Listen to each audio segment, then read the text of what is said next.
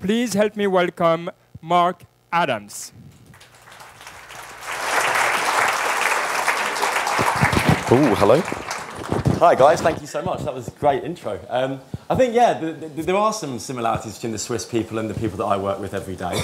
But I would say you guys are a lot less annoying. I've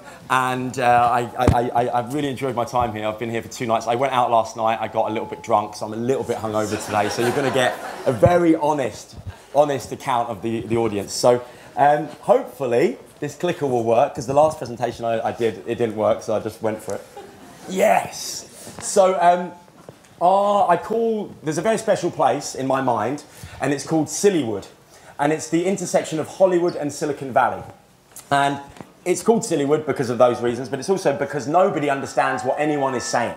In Hollywood, they're talking about this over here, and in Silicon Valley, they're talking about algorithms over here, and nobody really understands what the middle part looks like, including me, to be honest. So our company was born there. I started a business in 2006 in London, and I sold it in 2011 to a guy called Ari Emanuel, who is, if anyone's ever seen Entourage, he's basically the character of Ari Gold in Entourage, and he's just as crazy as that. And the other character that was in the mix on that was Sean Parker, who my mum always says, Justin Timberlake from the Social Network film. I say, yeah, that's him.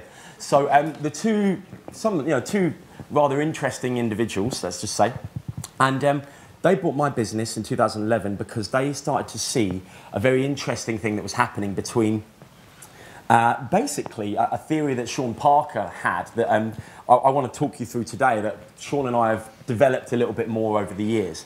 And basically that idea was the idea that digital was now an opportunity to become a publisher.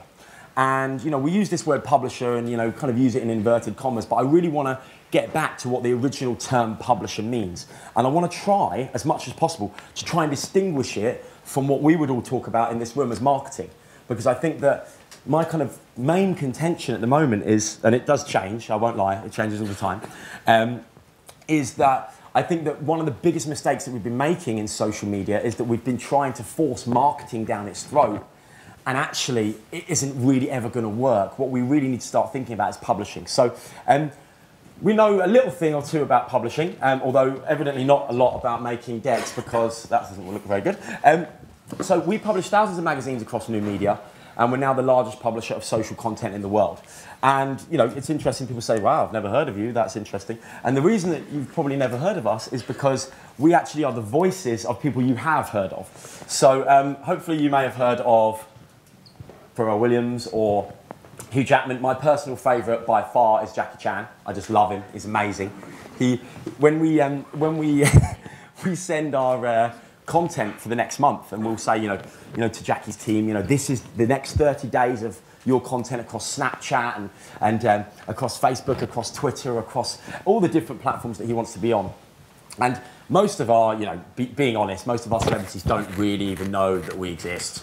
They just realise that their Twitter's happening and their Facebook's happening, and they're happy with that.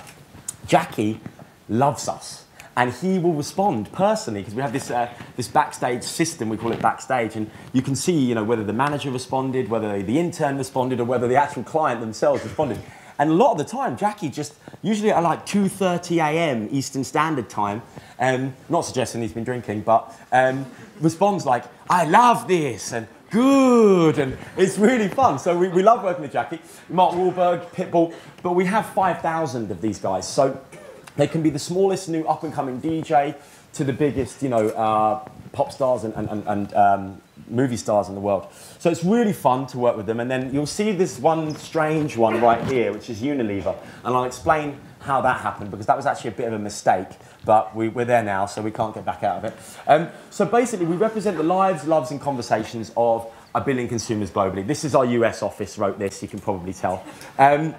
So what we do is we manage 700 of these people at once. We tried to manage 5,000 at once, and it didn't work. It was an absolute disaster, to be honest with you. So we said, okay, how many can we do at once? We've got 176 staff in LA and London, and we've got a little office in New York. So we manage 700 at once. And what we do is we try as much as possible to advise them on everything digital. So we say, you know, we might say to them, you know, you should invest in this app the way that Ashton Kutcher does, or you should be thinking about maybe using Snapchat, or you should build yourself up on Facebook, because then you can ask for more money from the film studios, because you can say, look, you know, I'll help you make this film a success. I've got 43 million fans. Give me some more money, which unfortunately what it's all about really at the end of the day. So we publish about 6,500 pieces of content every single month, which is quite a lot, obviously. We reach over 1 billion consumers, and we're reaching about 12 billion impressions a month. What's amazing, probably the most exciting stat, I didn't even know this until last week, is that the network, because we think of it as a network, as one network. So instead of thinking it as individual pages, we think of it as one big publishing network, in the same way as, I guess, you know, Hearst magazine would think about all their titles, Vogue, Cosmo, etc. You can tell I don't know much about Hearst magazine, but, and think about that as one big network. So we're reaching a lot of people, and there's about 1.3 billion people on social, and we're reaching about 1 billion of them individually, which is amazing. But to be honest with you, why bother? I mean, it's great to meet celebrities and stuff, but it's a lot of work, and it's a real pain in the neck.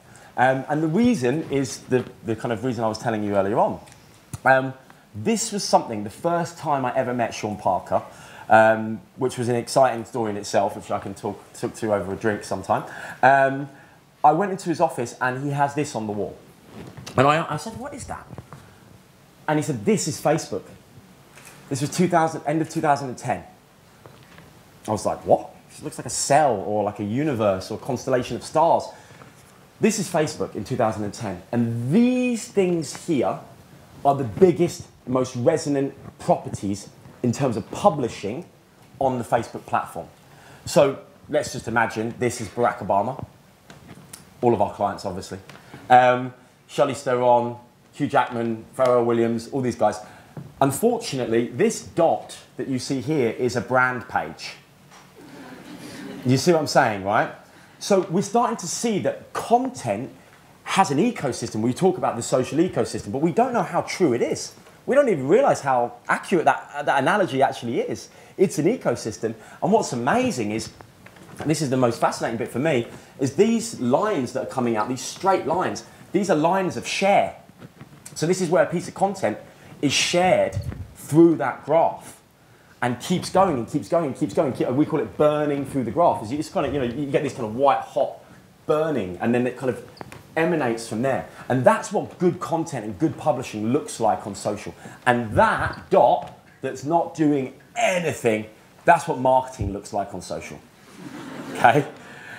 So I know this is a contentious thing to say, and you know, trust me, I might be wrong, but I like to think that this might have some truth to it. So the interesting thing that we think is that, and this is Sean Parker's whole conversation the first night we ever got together, and it blew my mind, to be honest with you. I had also had a few drinks as well that night as well, but I don't want you to think I'm always drinking. And we sat and we talked about the idea that social media, and not just Facebook, not just Twitter, just the whole thing, the whole 1.3 billion people connected on these platforms now, we have recreated, or we have digitally documented popular culture. And no one did it. It just happened. The platforms existed. People flocked to these honeypots, started doing things, talking about things, creating memes, creating trends, working together in certain ways they didn't even understand. Every time everyone uses the same hashtag, they're contributing to something, and that is now the digital equivalent of popular culture. And so that is a really important thing to us. And we think about things in these terms. When you take that living analogy of the social organism, and then you take the idea that social media is the digital documentation of popular culture, you think about social media in a completely different way. In fact, we actually have a little thing in our office. We ban the word social media. Like, frankly, it's a word that people that we like to think we know a little bit about it, and it's a word for people that kind of haven't quite maybe got the kind of grasp that someone like Sean Parker has got, obviously, because he's been there since the beginning. So we say that, actually, what social media actually is a mass reach engine for connecting and influencing at scale. And that's the way we think about it. And the way that you do that is connect with popular culture all the time. And instead of withdrawing from the emotional bank account, it's kind of like, I get a lot of phone calls around about the festival season. People say, and his number comes up on my phone. I say, hi. Hi. Oh, hey, Dave. Yeah, I haven't heard from you for about a year. And then there's a little bit of chit-chat, and then they say, can you get me guest list to the festival? Right? And let me tell you how that feels, right? This is Dave's bank account with me, right? He hasn't put any money into the account for 1 year, and now he wants to make a withdrawal. He's overdrawn, right? So I say, sorry, Dave, I'm unable to help you. Sorry, bye. But if one of my friends calls up that I see every day that's been putting stuff into the emotional bank account every single day and making me feel, they're making contributions.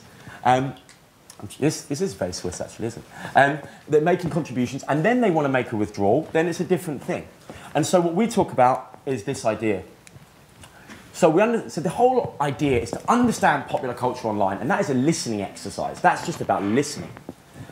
The second one is to authentically connect our clients to it, whether that be a brand or a celebrity. We think of our celebrities as brands and in the same way. And then this is the point I was making there, in a way that makes a contribution and not a withdrawal. In a way that people go, yeah, you know what? I'm quite glad that Jackie Chan said that thing, because we listened, we heard that people were saying something that felt like it was in Jackie Chan's, we would say, wheelhouse. It felt like it was close to what Jackie Chan would talk about. And then how can we come up with something smart that would allow Jackie Chan to capture that and be clever and be funny? And in his thing, it's always about being funny, but for some people it'll be about being very serious. And then how do we make sure that feels like a contribution to that conversation, not just a frustration or an interruption of that conversation, which is something that I think a lot of people do. So I'll give you an example. I'm not going to go into details because we have to be under lots of NDAs with our clients, but this is Usher. So we took him on in June last year, and June the 11th, you can see there, and this is what he was doing on social. This is what his team were doing. So you can see what this is. It's marketing. For me, it's a withdrawal. And it was designed in the boardroom, right? And those three things go hand in hand. Marketing, design in the boardroom, usually online feels a bit like a withdrawal, to be honest with you, for me. So this is him. It's on. You watching? Hashtag Team Usher. Link out the platform to his new single, right? And that's the post. He's got 40 million fans. And this is what they're coming up with. This is what they're publishing because they're marketing to their fans. They're basically, it's like I go along, there's all these pipes, and I go along and I click, I would like to hear more from this pipe. And that pipe opens up, and every day, always on, as they say, something comes down that pipe. And this is the shit that comes down the pipe, right? I did not join. I love Usher. Usher is part of popular culture. I don't actually love him that much, but I like him enough. I'm sure some of you guys like him. Usher's amazing. He's an artist. He takes risks. He's an incredible guy. He's got an incredible story. He's got unbelievable stuff going on. What the hell is this? This is marketing. Marketing is taking art and culture and turning it into, it's like microwaving it to like the point where it's nothing left, right? And then you go and you serve it to people. There's your food, madam.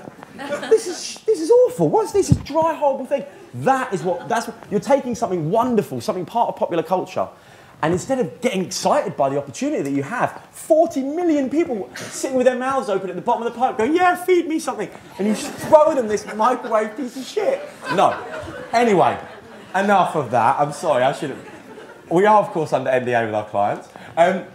So this, and look, don't take my word for it. 17,000 people liked it, right? So this is my little, thinking like a marketeer, and making withdrawals from popular culture. I advertise this with marketing, wanting something. It's like if I go to you and we have a great conversation, then basically at the end of the day you realise I would just want a free drink or whatever, something off you. It's not a nice feeling, right? And I feel that that's what people feel on social, especially millennials. Their bullshit on meter is very high. They get it. They're like, listen, man, I was brought up, like I've had 16 million marketing messages already. I know what marketing messages, and you're marketing to me, goodbye. That's that. So, fail. That's what happens. Nobody shares it. Nobody wants to be involved in it. Nobody wants to like it because it's not a resonant part of culture. It doesn't say anything about anything exciting. So we took him on. I like to think that we did something, we spelt thinking wrong though. Thinking like, I wrote this morning. thinking like a publisher is about making deposits into that account, right? So this is what we did. So the first post we ever did for him, and it was on a particular, it was on Thanksgiving. So on Thanksgiving, Usher comes out, family is everything, right? We know there's a conversation around Thanksgiving about family. We know that he can contribute to that conversation and kind of, in a very, very small way, make the hairs on your arms kind of stand up a little bit and make you feel a little bit warm and a little bit glad that you're on these platforms in the first place. By the way, MySpace died. It didn't die for no reason. It died because if you've ever seen Interstellar, it's a bit like that. Like in Interstellar, the Earth gets so polluted, we have to go and live somewhere else, right? And that's what happened with MySpace. It became so polluted by rubbish, by marketing, by bad ads, by spam, that people just said, I can't wait till we get an opportunity to go live somewhere else. And as soon as something came along, they left. They found a new Earth, right? And that is what all the platforms worry about. And Sean always says, the ghost of MySpace haunts the halls of Silicon Valley. And it's so true. And so when you look at the algorithms that sit at the center of these, you know, Facebook, etc., it's one thing is to say, yeah, you know, maybe Facebook won't like me saying this, but one thing is to say, yeah, you know, it's there to curate your experience so you have a better experience. The other one, it's more honest, is self-defense. It's the only way. Oh, and by the way, brands, do you want to know why your organic reach is 0.0000 whatever it is now? And it will keep going lower and lower and lower. It's because you keep pumping pollution into the planet. Like, and actually everyone's actually you're actually endangering planet Facebook or planet Twitter, or people are gonna actually go, yeah, I don't like this anymore. I want to go on this thing where I don't have all this crap. So this is what happens. And you know, when you publish, when you think about publishing and depositing, 1 million likes. That was one of the biggest posts on Facebook last year. So it's really kind of something that we see every day. So, you know, you're just delighted by it, great. So applying this to brands. So, you know, I'll just kind of take a swig of water for a second. Ah, that's nice. Anyway, so 11 words to describe the problem. Marketing campaigns are designed in a boardroom, but consumed within, I think that's 12 words actually, but consumed within popular culture. And once again, I've spelled popular wrong. Look at it. This is great, isn't it? There's a TED talk about the power of vulnerability, and unconsciously I'm bringing all that in here. So marketing campaigns are designed in a boardroom but consumed within popular culture, and that is the biggest problem right now. And you know what? I really fancied this girl at university. I could not spend enough time trying to impress her and trying to get her attention, and you know, she fancied somebody else. And it hurts me, you know, it does. And it's exactly the same with marketing. You're sitting in the boardroom and you're desperately trying to get the attention of the consumer because you love the consumer, you need the consumer. You need the consumer a lot. And you're desperately trying to get the attention of the consumer. But guess what? The consumer loves someone else. The consumer loves popular culture, right? It doesn't care about you.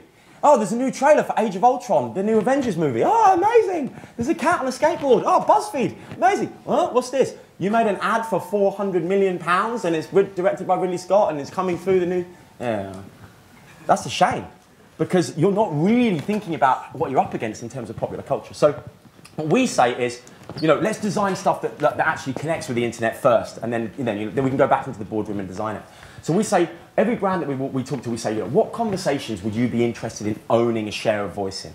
So, you know, if it's Heineken, they want to own, you know, the moment on a, you know, I'm sure it's the same here in London, you know, at about 4 o'clock in the afternoon on a Friday, everyone kind of goes, well, that's the end of the week then, should we just go to the pub? And you know, it's kind of beer o'clock, we call it. Now, what would Heineken, you know, pay to have an attribution of 5% of that conversation? When everyone goes, see you guys, I'm out of here, I'm off to the pub, anyone want to join me? If that could be like, I'm off for Heineken, or some other better idea that my ECD would come up with, you can tell I'm not the creative one. So, you know, so this is what the thing, so the first thing is about listening. Socialist, 1.3 billion people telling you every single day what they're interested in.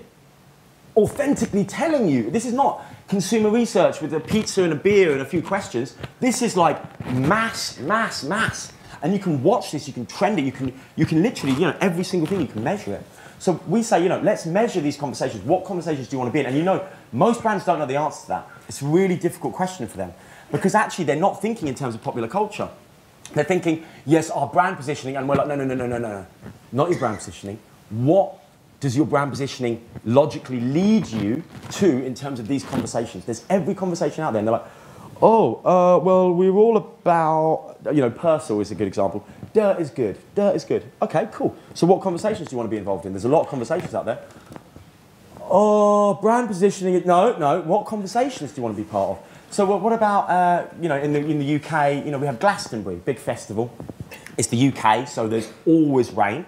It's always muddy, but people always go. So dirt is good, right? So maybe that's a popular culture, real life example of something that you could own a conversation around. Glastonbury's, you know, 250,000 people go to it. On the morning when tickets go on sale, it sells out in about 5 minutes. You know, there's maybe about 1.7 million people on social media talking about whether they did get tickets, didn't get tickets. It's huge. It's the hugest thing ever. And brands are going, oh, there it goes. Just goes past them. Popular culture just, oh yeah, we could have done something, yeah. Game of Thrones. There was a brand that I talked to the other day, and they were talking about, this is unbelievable. They were talking about having a brand position, and I said, oh, think like Game of Thrones, like, you know, and they're like, yeah, isn't it a little bit like that? She's basically it is that. I was like, did you know that the Red Wedding episode of Game of Thrones was the biggest, most talked about thing on social last year? So it wasn't Mandela dying, it wasn't Syria, it wasn't anything serious. This is the world we're living in, by the way. It's the Red Wedding episode of Game of Thrones. You've got to admit, it's pretty cool. And, you know, and if that brand had a smart way of doing that, they could have talked about something at a time when the emotion was so high. You know, Oreo did this once at the Super Bowl, and everyone was like, oh, it's amazing. But no one ever took it further. So we say, what conversation do you want to be a part of? You know, this is one example, like Throwback Thursday. So, you know, brands will be excited because they're sponsoring an event, and they'll be like, oh, you know, 100,000 people go to this event. Well, do you know what? Every single week, 40 million people use Throwback Thursdays. 40 million people. That's a pretty big event. If you think about that as an event online, that's a big event. If you could capture 0.05% of that event, one Thursday, it's going to happen this Thursday. Today. It's happening today. I don't even know what day it is. You know, if you could capture, if your brand could capture 0.5% of that, you know, if your watch brand could say, oh, let's turn back time, I'm making this up, let's turn back time and go back to, you know, the idea of throwing back time. It's a concept, it's there, time. 40 million people every single Thursday want it? No, seemingly brands don't. So what we say is, okay, you know, can we listen to what's happening, and then can we, you know, basically get you involved? So here's an example with Tommy Hilfiger. Well, actually, we did use the Throwback Thursdays thing. So Throwback Denim, we've got 7 celebrities to get involved in this. You don't need to get celebrities involved, but it is an interesting angle to take, and it's something that we've worked with quite a lot. It works. They released 20 pieces of content, some little videos, some, you know, some Vines, some Instagrams, and a proper, you know, large-scale thing that was designed by the creative agency, which was a genius piece of work. Now, we put it out there. It got 32 million impressions of this hashtag Throwback Denim. Quite big. For 3 million engagements, 3 million people connecting with it. It was huge. It was the biggest campaign Tommy Hilfiger have done for a very, very long time. And guess what the media spend was?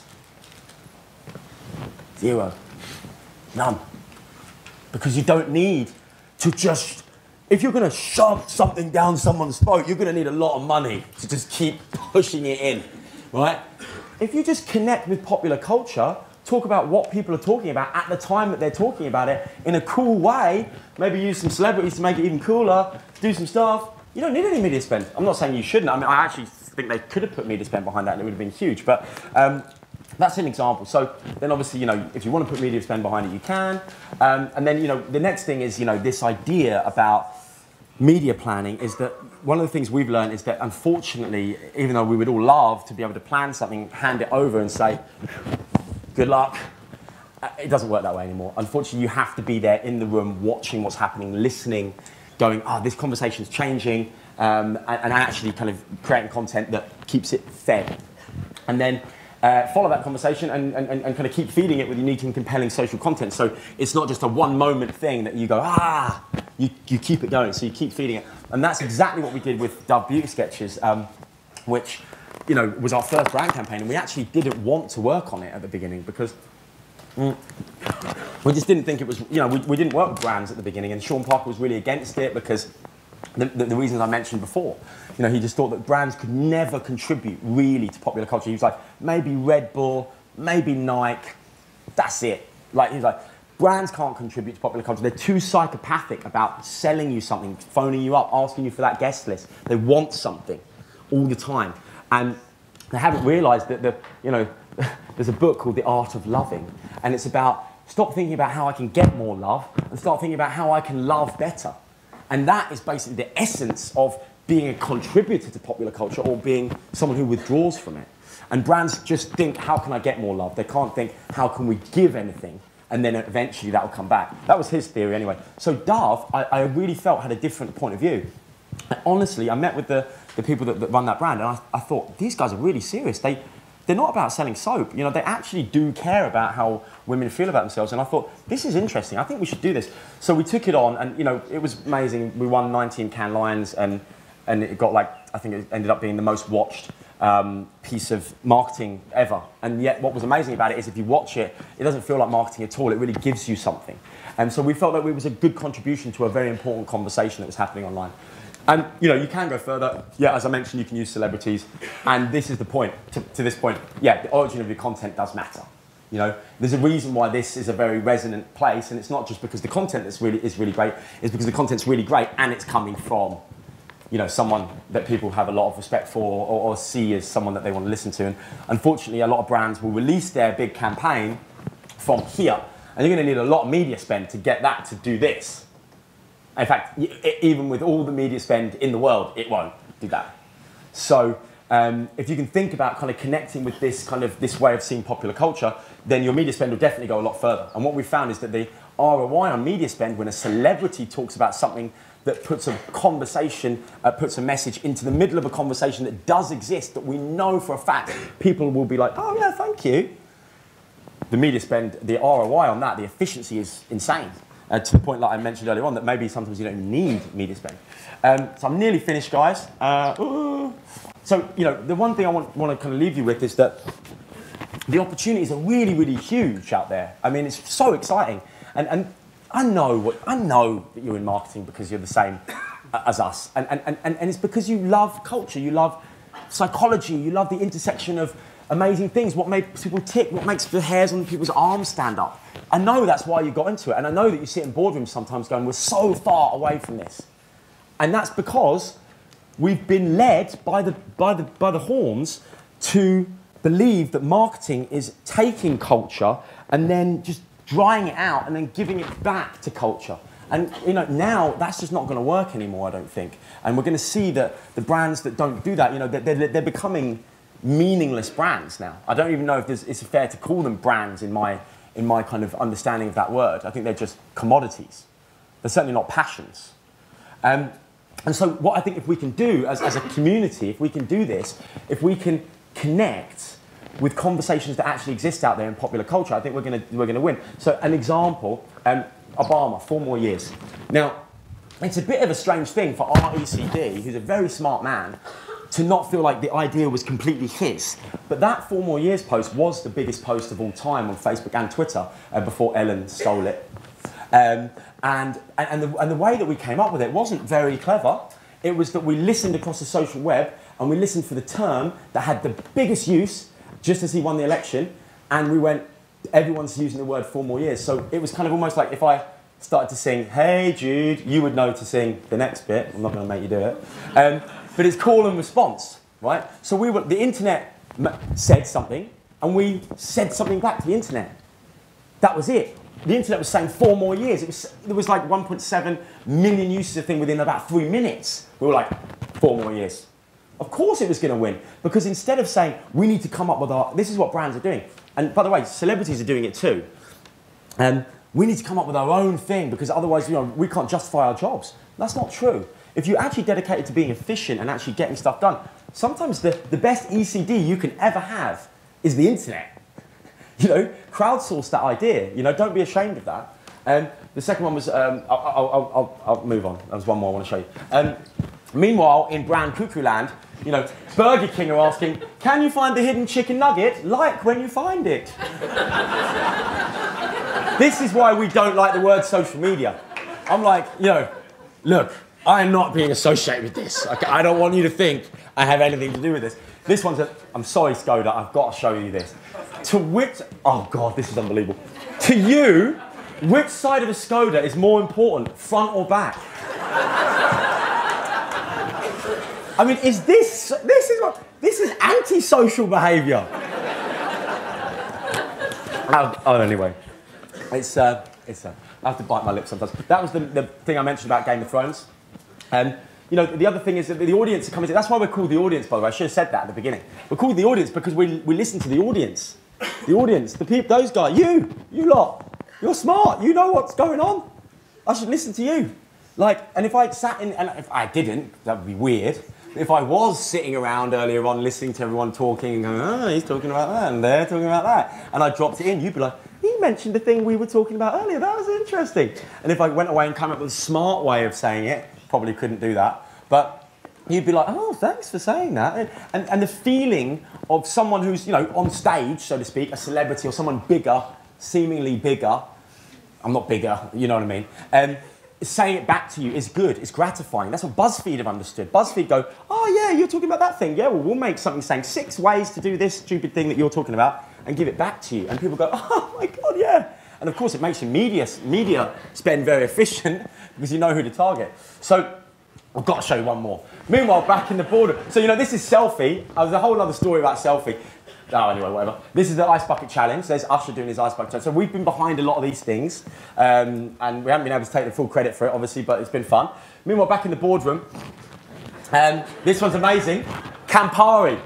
If you could sum up the last 150 years of Campari in 3 words, what would they be? I mean, imagine this.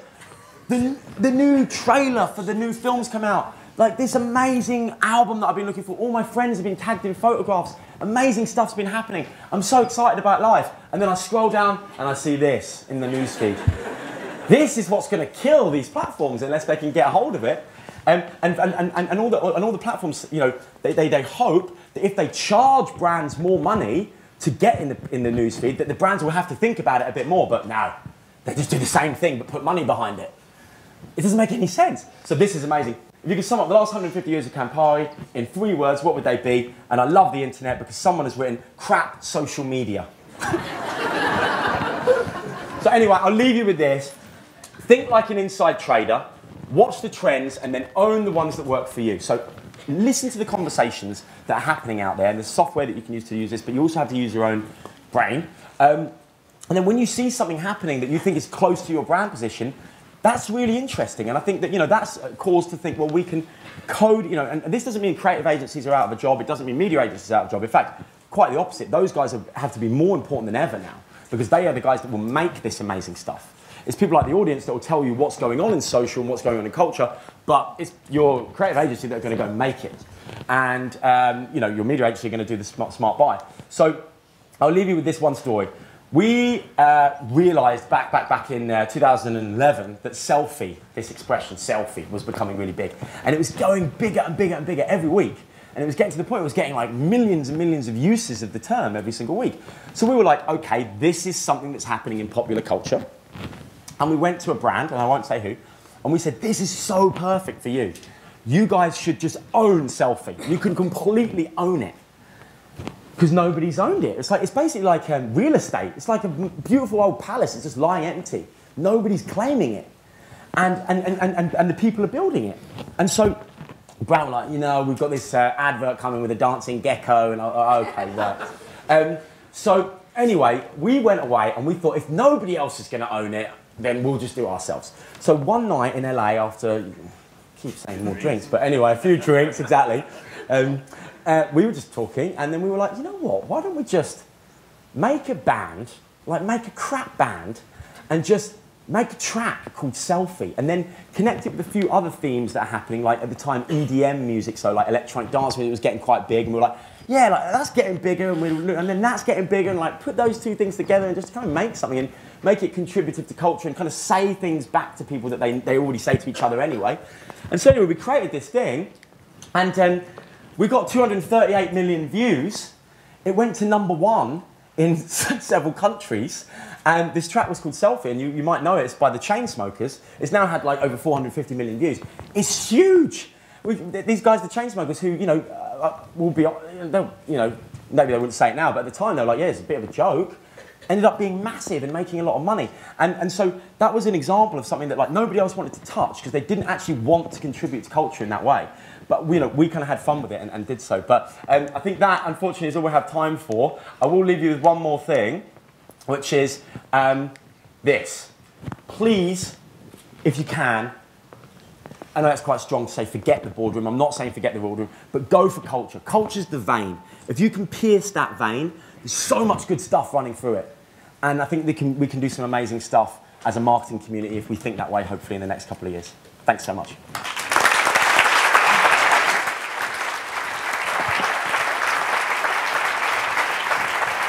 Thank you, Mark. Thank you. It was amazing. You know, we were already trending in Switzerland before you talked, but now worldwide, we're trending, we're everywhere. It's beautiful. Thank you. I think there are two key topics that we talked a lot already today. One is no interruption. You need to be in the discussion, not saying, hey, while you're doing something, you know, look at me. And the other thing I'm a bit more concerned about, we talked about a lot about authenticity, right? Yeah. And you're factoring it. You're managing it in a way.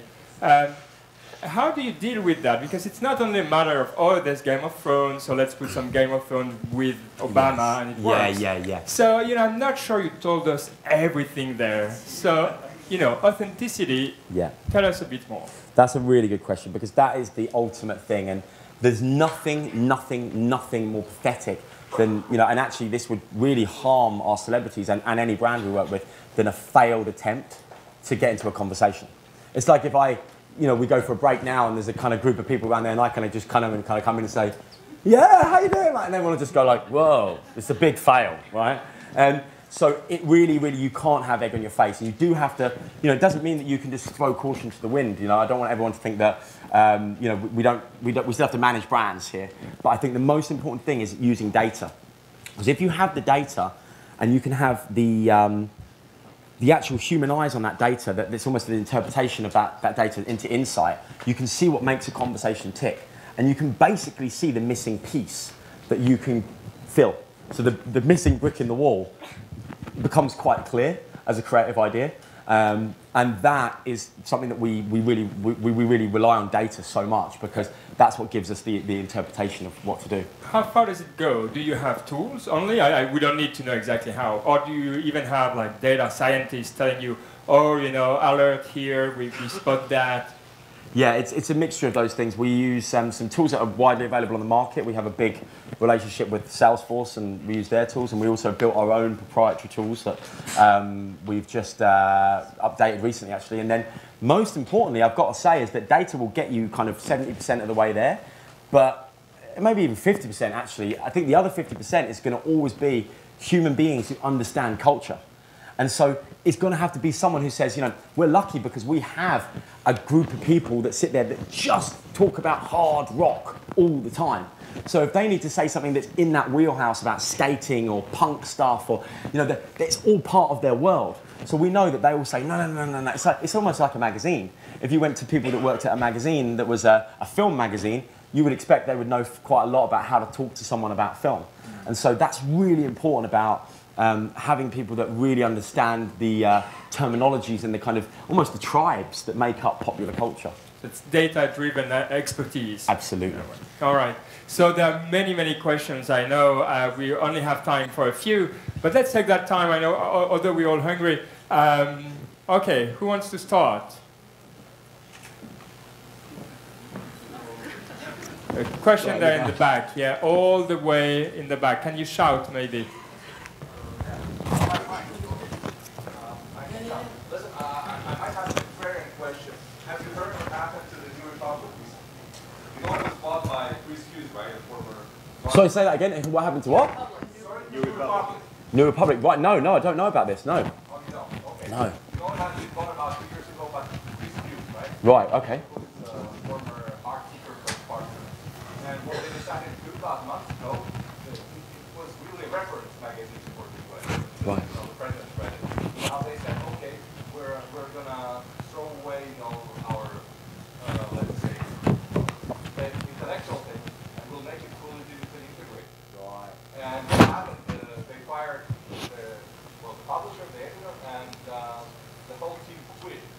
Wow. They were expecting to do something good, you know. Wow. And then they thought, what you want to do is like bad stuff. Yes. So don't you think there's also this risk of losing quality, real quality? Absolutely. You know, to just popular stuff. That's a brilliant question. That is a brilliant question. That is, and look, and honestly, that's why, if I'm honest, right, okay, I talked about Usher earlier on. This isn't going to go any further. I don't really like him. He's got 43 million fans, so he's big, but it's not my thing. And I think that the world is a better place because of my favourite bands like Radiohead or Sigur Rós, for example, right?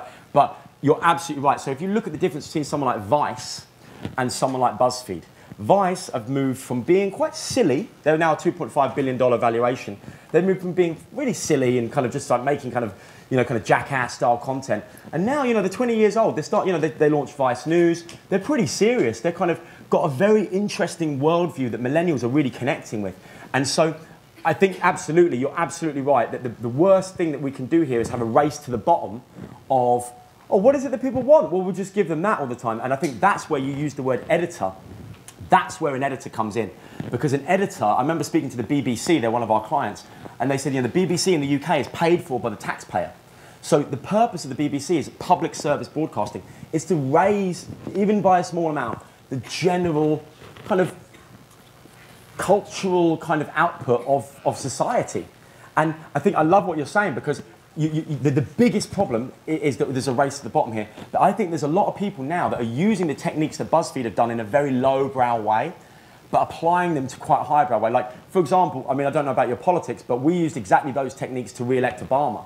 And we work with a lot of big public figures. And, I don't necessarily politically align myself with all of them, but you can take those same ideas and apply them to very serious things. So as much as you can do cats on skateboards, because the internet wants to see that, you can also do 4 more years and create a moment that galvanizes a generation. And I think you can be quite highbrow and quite lowbrow with the same techniques. But I think that's such a good point, because that's the biggest risk, is that we actually destroy culture by going to the very bottom of it. All right, thanks. We have time for one more question. So, there. Oh, hi. Hi, Mark. My name is Julian. I'm a marketing expert for a company in Switzerland, L'Avenue Digital Media. And I have a question for you. You mentioned a few examples on social media platforms or channels of using your message, mainly Facebook and Twitter. Yeah. Are there any other social media platforms that you are aiming at within the following 5 to 10 years? Interesting. I think that's a really good question as well. And I think the reason that the way that we think about things is we're very agnostic about platforms. We believe platforms will come and go. And actually, I definitely shouldn't say this, but I said I would say some stuff that I wasn't going to say. So the reason that Sean Parker wanted to create this company is because he'd already created a platform. He created Facebook. He'd done that. That wasn't exciting anymore. What's more exciting is owning and being able to influence popular culture within all the platforms. And how do you do that? You get the biggest nodes in the pop cultural ecosystem, right? Which is a celebrity. Because celebrities, let's think about it. Every magazine, which basically, kind of stands for popular culture, is just full of celebrities. There's a celebrity on the front, interview with a celebrity, celebrity. Just cut that out. That's dying on its own way anyway, let's be honest. It's doing its own job of killing itself. So you go direct to the source, and then you start to go, well, can we own, or not own, because that's a strong word, but can we influence popular culture like no one else across every platform? So we're actually very delighted when any new platform comes up and actually becomes an established part of the mix. And we work with every individual platform to try and help them to keep their ecosystem free from pollution and kind of keep that balance of withdrawals from bad marketing and deposits from great culture as a kind of, an upside in the black, so to speak. And so it's a very interesting way of thinking about it, but that's what happens when you're a multi-billionaire mogul. You think in these ways that, frankly, when I heard that, I was like, wow. But that's kind of that's the real big play here, I think, with the audience, is try and own or influence popular culture across every single platform. So when a new platform comes up, we're just like, great. We don't treat it any differently. But yeah, so we hope that there'll be new platforms coming all the time. Hopefully that makes sense. All right. Thanks a lot, Thanks, Mark. guys. Thanks. Oh, wait. I've got to get a snap. My New Year's resolution. Could I get a photo? It's my New Year's resolution to get photos with all the people that I speak to. Oh yeah. So, yeah, sure. it's proving to be very difficult. So if you could just look like you're really having a great time, that would be. Oh, perfect. Yes.